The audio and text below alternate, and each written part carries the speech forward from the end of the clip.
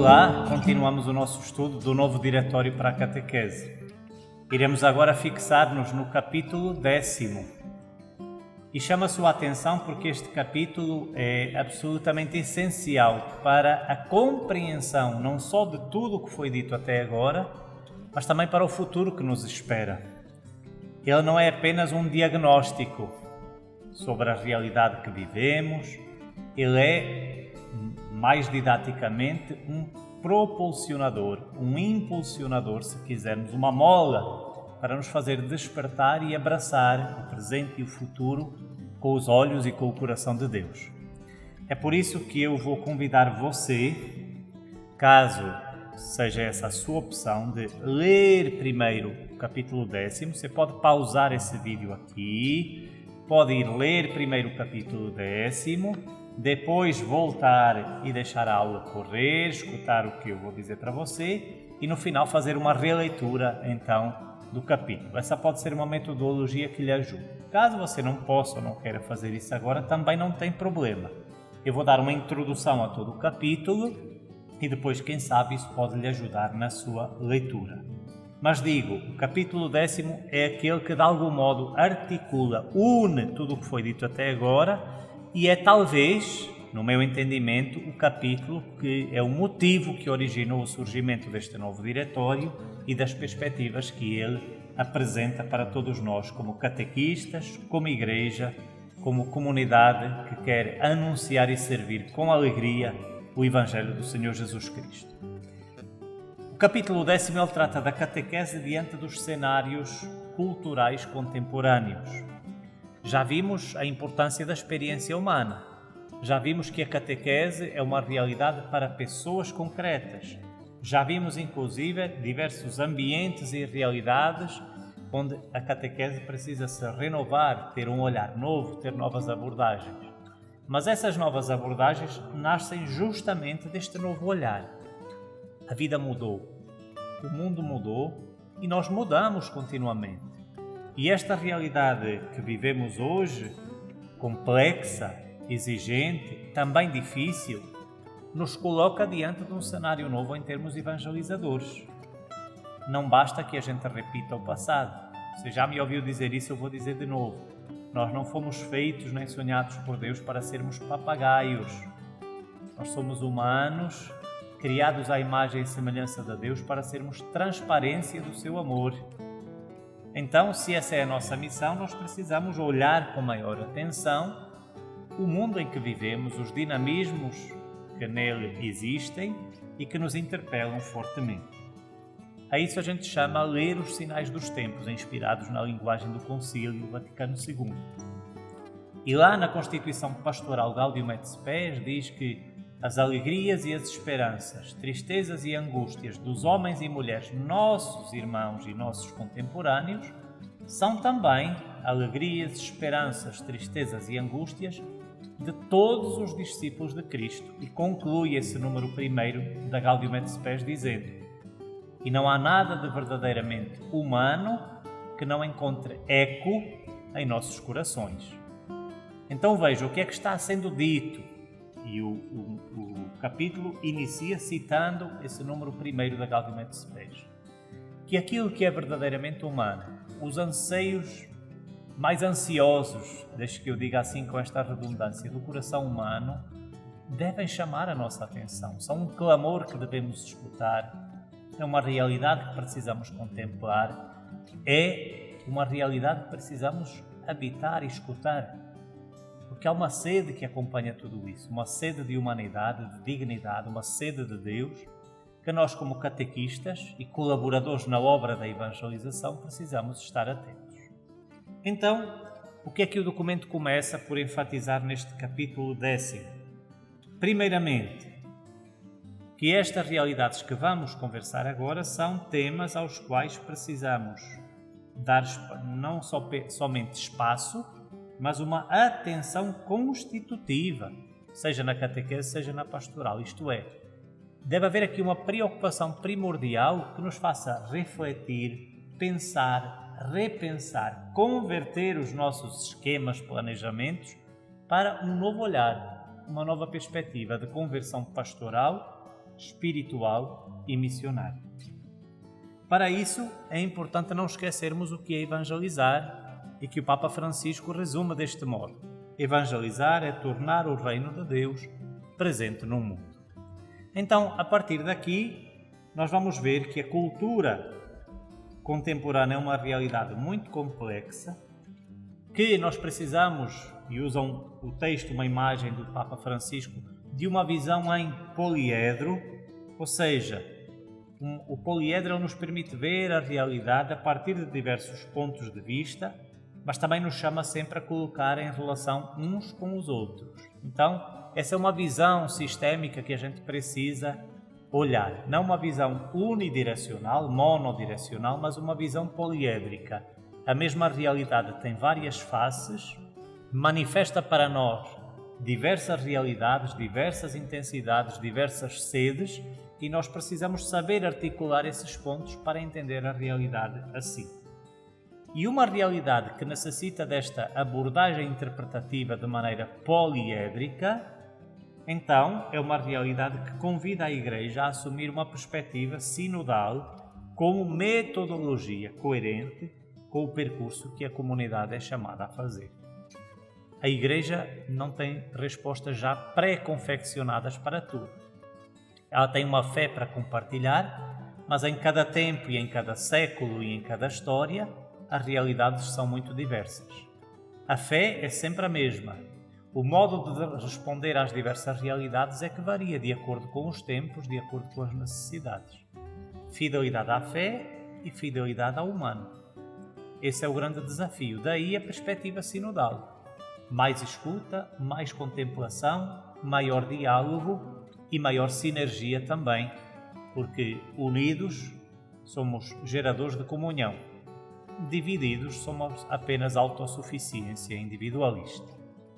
Então, nós percebemos que há um valor substancialmente grande que hoje é atribuído à liberdade, e essa é uma oportunidade para anunciar o Evangelho, para uma adesão pessoal, madura, consciente da experiência de fé.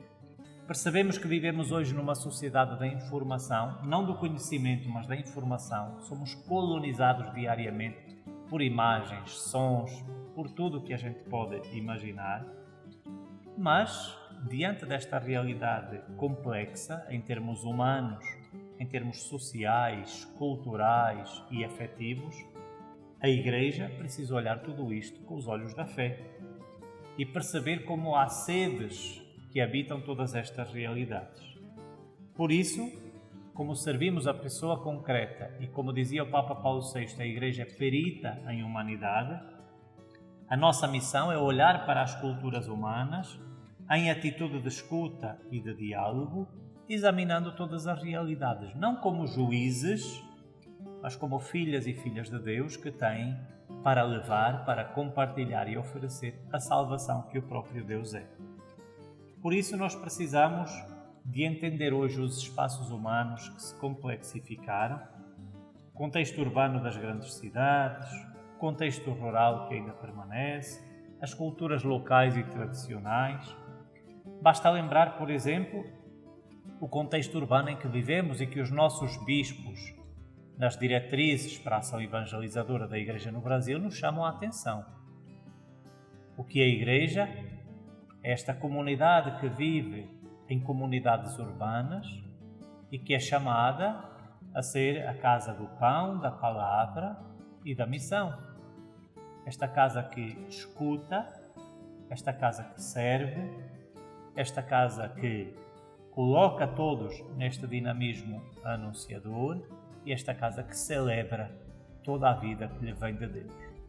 Então, nos contextos urbanos, o que é que a gente precisa ver?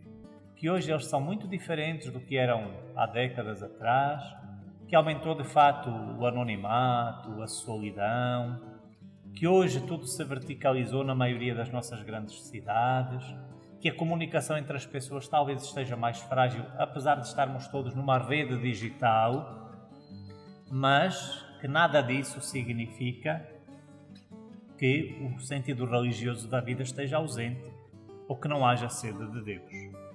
Por isso, diz o texto do diretório, Citando o Papa Francisco, a Igreja é chamada a se colocar com humildade e audácia nos rastros da presença de Deus e a reconhecer a cidade a partir de um olhar contemplativo, isto é, um olhar de fé que descubra Deus que habita nas suas casas, nas suas ruas, nas suas praças. Aquilo que o nosso arcebispo nos diz na sua carta pastoral. Habitar a cidade com a alegria do Evangelho. Ou seja, Deus já nos espera. Na solidão, na complexidade, nas contradições, no pecado, em tudo aquilo que faz hoje o ambiente urbano, Deus já nos espera ali, com uma palavra de consolação, com uma palavra de misericórdia, com uma palavra de vida. Nesse sentido, as cidades que hoje se tornaram tudo isso, convocam a Igreja a se mostrar como uma comunidade de comunidades que manifesta a sua fraternidade, que manifesta a sua misericórdia e ternura, que sara e beija as feridas do homem e mulher contemporâneos com a força viva da alegria do Evangelho.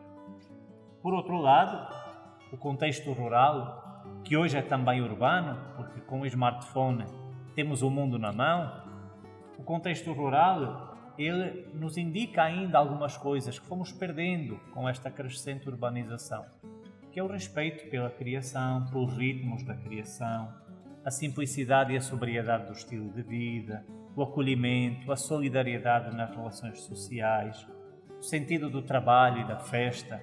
Tudo isso a gente pode aprender, como também podemos aprender hoje muito da diversidade que ainda permanece nas culturas locais e tradicionais. Há uma tendência hoje de uniformizar tudo, mas a globalização que vai acelerando processos e deteriorando algumas raízes culturais precisa, de facto, ser avaliada, ponderada, e precisamos de, no meio dessas contradições, propor alternativas reais que façam da comunidade cristã uma comunidade cada vez mais fraterna e mais próxima no respeito das diversidades. Então, o que nos espera no meio de tudo isto?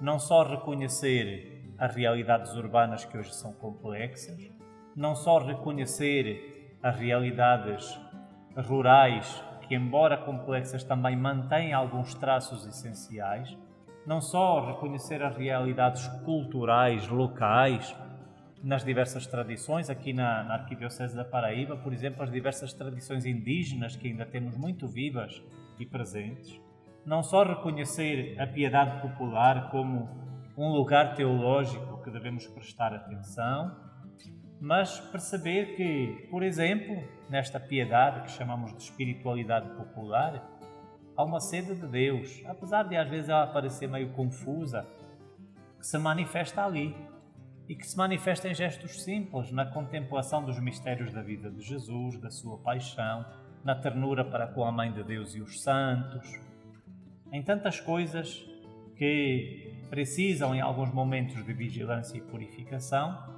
mas que nos despertam essencialmente para um bem maior, aquele de vermos ali uma sede de quem busca e quem se quer encontrar verdadeiramente com Deus. Por isso, o texto do Diretório nos chama também a atenção para um novo dinamismo. Talvez hoje as pessoas comecem a ir menos ou com menos frequência às paróquias, mas por outro lado os santuários e os lugares de peregrinação começam a ter cada vez mais gente. Há uma sede que se manifesta e que manifesta também o essencial da experiência cristã. Fomos sonhados por Deus para esta peregrinação, para este caminho cotidiano. Por isso, é importante redescobrirmos a raiz bíblica e o significado antropológico do caminho, da evangelização, da peregrinação. Neste sentido, o Diretório vai nos alertar para um outro desafio, o da catequese num contexto ecuménico e de pluralismo religioso, e a necessidade de termos clara a experiência de fé e de percebermos que a fé não é para nos degladiarmos, para nos combatermos uns aos outros. Ela não é lugar de violência, mas é lugar de acolhida. E por isso, seja em ambiente ecuménico ou seja em ambiente interreligioso, aquilo que nos propõe o diretório é que saibamos acolher e oferecer uma experiência de fé que sabe dialogar, que sabe ir ao encontro do outro respeitosamente, que não faz uma homologação, um caldo, colhendo de cada uma aquilo que mais interessa, mas que, mantendo a integridade da fé, é capaz de escutar, de dialogar, de acolher e de propor. Um alerta nos faz o diretório para os novos movimentos religiosos que hoje são tão atrativos, porque misturam um pouco de tudo com um pouco de nada e às vezes nos dão a sensação de que está tudo bem, é tudo ótimo, é uma fé como se fosse um menu à la carte, né? Então, o diretório nos alerta para isso e, sobretudo, para dois perigos essenciais. Você pode depois aprofundar o resto. O primeiro, da manipulação, muitas vezes alienação psicológica, e o outro, eu diria assim, de uma homologação muito rasteira, em que a dignidade humana se mistura e dilui o humano em energias cósmicas e outras coisas, de maneira a que se perde o essencial da pessoa, que é para nós sacramento de Deus e que na sua dignidade precisa ser respeitada por inteireza. Então a catequese aqui precisa anunciar o querigma, ser uma comunidade de fé que vai além de todos os formalismos vazios e frios, assegurar um conhecimento bíblico e doutrinal básico, prestar atenção aos símbolos, aos gestos e aos ritos da liturgia, e também àqueles que se encontram decepcionados ou feridos com a Igreja, saber apresentar tudo isso de um modo novo para que eles vivam essa experiência do primeiro amor, do reencanto pelo coração de Deus e pela oferta de salvação. O diretório continua o percurso nos chamando a atenção para a catequese nos diversos contextos socioculturais. Uma catequese que se sabe dizer e comunicar diante de uma mentalidade cada vez mais científica e que sabe propor as razões da fé e da esperança num mundo que hoje vive muito focado na inteligência artificial, na neurociência, num mundo que hoje nos traz grandes questões em termos éticos e bioéticos no âmbito da genética. Então, diz-nos o texto do diretório, precisamos acolher o que de cada uma dessas realidades é dignificante e dignificador.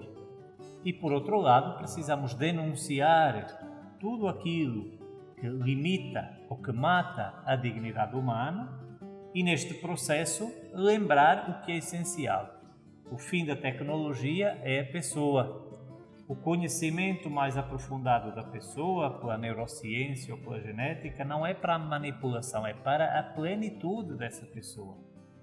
E ainda que alguns desses discursos se apresentem nesta linha, dizendo que é para a nossa maior plenitude, precisamos desmascarar isso e oferecer uma contribuição válida ao pensamento científico e racional sobre ética, bioética e o respeito pela dignidade da pessoa humana em todas as suas circunstâncias, desde a sua concepção natural até a sua morte, também ela natural.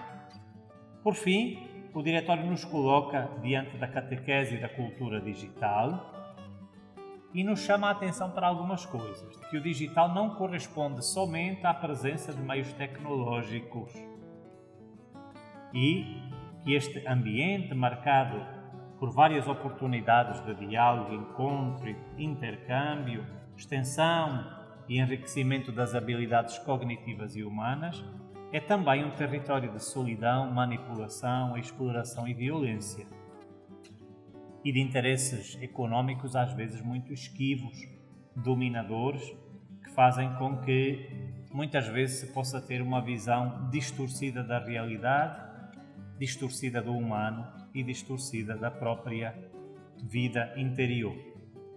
O que é que tudo isto nos traz, este ambiente digital? Uma transformação antropológica que, por exemplo, privilegia a imagem em detrimento da escuta, ao falar-nos de multitasking, hipertextualidade e interatividade, ao falar-nos sobre este usufruir permanente de mensagens, de sons, vai limitar a nossa capacidade de sermos decodificadores dessas mesmas imagens e sons e vai promover muitas vezes uma moral que é percebida como autoritária, porque na terra de ninguém, quem tem opinião, a única opinião que vale é a sua. Então vivemos uma espécie, como lhe chamava Bento XVI, de ditadura do relativismo, onde o que conta é o que cada um quer e pensa e não há, digamos assim, referências que possamos seguir, porque todas elas são apenas e só realidades autoritárias que se querem impor a nós. Ora, no meio de tudo isto, precisamos reconhecer ambiguidades, perigos, mas também precisamos de gerar uma linguagem sugestiva, capaz de comunicar a verdade, a libertadora que é o próprio Evangelho. E precisamos perceber também que a cultura digital traz em si um fenómeno religioso que lhe está associado. Compartilhar, estar em rede, seguidores, são tudo expressões que a gente usa e que, se formos ler a Sagrada Escritura, estão lá. Agora, elas precisam de ser realidades, digamos assim, trabalhadas na nossa experiência catequética. E por isso, chamo você para pegar no seu diretório e ir lá no número 371. Veja o que nos diz o texto. No processo do anúncio do Evangelho, a verdadeira questão não é como utilizar as novas tecnologias para evangelizar. As pessoas acham que é só botar mensagem religiosa na internet e que a evangelização está feita.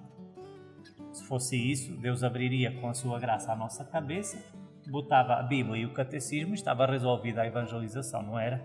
Deus tem poder para isso. Mas Deus respeita a nossa sacrossanta liberdade. E Ele sabe que, como humanos, nós crescemos e aprofundamos por processos. Nada é automático. Então, a verdadeira questão não é como utilizar as novas tecnologias para evangelizar, mas sim como se tornar uma presença evangelizadora no continente digital. E continua o texto. A catequese não pode simplesmente digitalizar-se. Certamente precisa conhecer o poder do meio e utilizar todo o seu potencial e sua positividade, com a consciência, porém, de que não se faz catequese utilizando somente ferramentas digitais, mas oferecendo espaços de experiências de fé. A catequese é chamada então a encontrar formas adequadas de enfrentar as grandes questões acerca do sentido da vida, da corporeidade, da afetividade, da identidade de género, da justiça e da paz, que na era digital são interpretadas de maneiras diferentes. A catequese na era digital será personalizada, mas nunca um processo individual, como já falámos. E por isso, depois, o diretório reflete sobre algumas questões de bioética, como já adiantamos, da integridade da pessoa, terminando por nos colocar diante da questão do compromisso ecológico e diante da opção pelos pobres. Ao falar de compromisso ecológico, é importante a gente relembrar o seguinte: a ecologia não é apenas plantar uma árvore. A ecologia no pensamento da Igreja significa todo o cuidado com a criação, que vai dos nossos pequenos gestos cotidianos ao respeito maior e à salvaguarda por toda a criação, seja aqui no nosso Brasil amado, seja em todas as outras realidades continentais mundiais. Então, precisamos de entender que se trata de uma questão de ética social. A falta de pensamento e de ação ecológica é um pecado social, porque na medida em que não respeitamos a criação que Deus nos deu e da qual somos cuidadores, estamos justamente contribuindo para a degradação e, com isso, com os efeitos nefastos para os nossos irmãos. Isto é, para todos aqueles que compartilham connosco desta mesma realidade que Deus nos deu e que somos chamados a cuidar e a compartilhar responsavelmente. Então é disso que se trata. E o diretório vai destacá-lo de uma forma muito ampla, colocando-nos a questão da visão cristã da criação e da atividade humana, com essa corresponsabilidade com que o Papa Francisco nos apresenta na encíclica Laudato Si, sobre justamente o cuidado para com a criação. E por isso, diz o diretório, uma catequese sensível à salvaguarda da criação promove uma cultura de atenção tanto ao meio ambiente quanto às pessoas que nela vivem. E uma catequese terá então assim cuidado de ajudar os fiéis a se conscientizarem de que o compromisso com a questão ecológica é parte integrante da vida cristã. O diretório vai concluir então nos falando da catequese e da opção pelos pobres.